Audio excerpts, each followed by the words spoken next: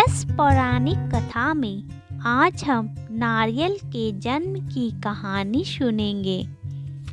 प्राचीन काल में सत्यव्रत नाम के एक राजा राज करते थे। वह प्रतिदिन पूजा पाठ किया करते थे। उनके पास किसी भी चीज की कमी नहीं थी। वह धन दौलत से लेकर हर प्रकार की सुविधा से समृद्ध थे। हालांकि इसके बावजूद भी राजा की एक अभिलाषा थी जिसे वह पूर्ण की चाह रखते थे।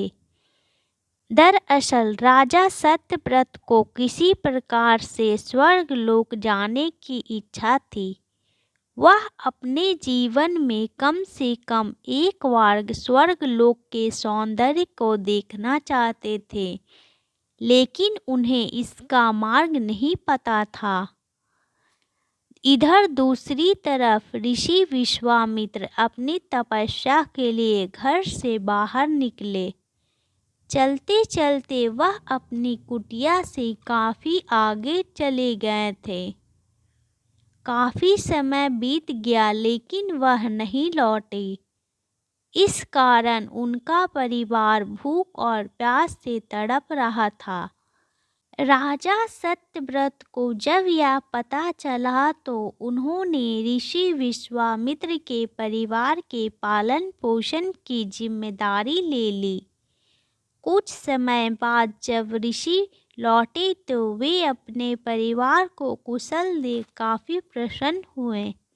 उन्होंने पूछा कि उनकी अनुपस्थिति में किसने उनकी देखभाल की।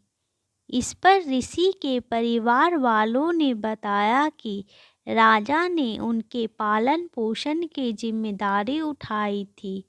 यह सुनकर ऋषि विश्वामित्र तुरंत राजमहल पहुँचे और राजा से मुलाकात की। वहां पहुंचकर उन्होंने सबसे पहले महाराज को धन्यवाद कहा। इस पर राजा ने ऋषि अपनी इच्छा पूर्ण होने का आशीर्वाद मांगा। राजा की बात सुनकर ऋषि विश्वामित्र ने कहा, बोलिए महाराज, आपको क्या वरदान चाहिए। तब महाराज ने कहा, है मुनि, मुझे एक बार स्वर्ग लोक के दर्शन करने हैं। कृपया करके मुझे वहां जाने का वरदान दें। राजा की प्रार्थना सुनकर ऋषि विश्वामित्र ने एक ऐसा रास्ता बनाया जो स्वर्ग लोक की ओर जाता था। यह देख राजा सत्यव्रत बहुत खुश हुए। वह तुरंत उस रास्ते पर चल पड़े और स्वर्ग लोक पहुंच गए। यहाँ पहुँचते ही इंद्रदेव ने उन्हें नीचे धक्का दे दिया, जिसके कारण वह सीधे धरती पर जा गिरे। राजा सत्यव्रत ने तुरंत सारी घटना ऋषि विश्वामित्र को बताई।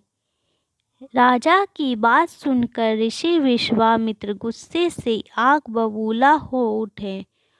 उन्होंने तुरंत सभी देवताओं से इस बारे में बात की और इस समस्या का हल निकाला, जिसके बाद राजा के लिए एक नया स्वर्ग लोक बनाया गया। नए स्वर्ग लोक को पृथ्वी और देवताओं के स्वर्ग लोक के बीचों बीच स्थापित किया गया था, ताकि किसी को परेशानी ना हो। नए स्वर्गलोक से राजा सत्यव्रत तो बहुत खुश हुए, लेकिन विश्वामित्र को एक चिंता लगातार सता रही थी। उन्हें डर था कि नया स्वर्गलोक कहीं जोरदार हवा के कारण गिर न पड़े। अगर ऐसा होगा तो राजा सत्यव्रत दोबारा से धरती पर जा गिरेंगे। काफी सोच विचार के बाद ऋषि विश्वामित्र को एक उपाय सूझा। उन्होंने एक नए स्वर्गलोक के नीचे एक बहुत लंबा खंभा लगा दिया ताकि उसे सहारा मिल सके। ऐसी मान्यता है कि नए स्वर्गलोक के नीचे लगाया गया खंभा एक विशाल पेड़ के तने के रूप में बदल गया। यही नहीं, कुछ समय पश्चात जब राजा सत्यव्रत की मृत्यु हुई तो उनका सिर एक फल में तब्दील हो गया। तभी से इस खम्भे को नारियल का पेड़ कहा जाने लगा, जबकि राजा का सिर नारियल के रूप में जाना गया। यही कारण है कि नारियल का पेड़ इतना लंबा होता है। Please like and subscribe my channel.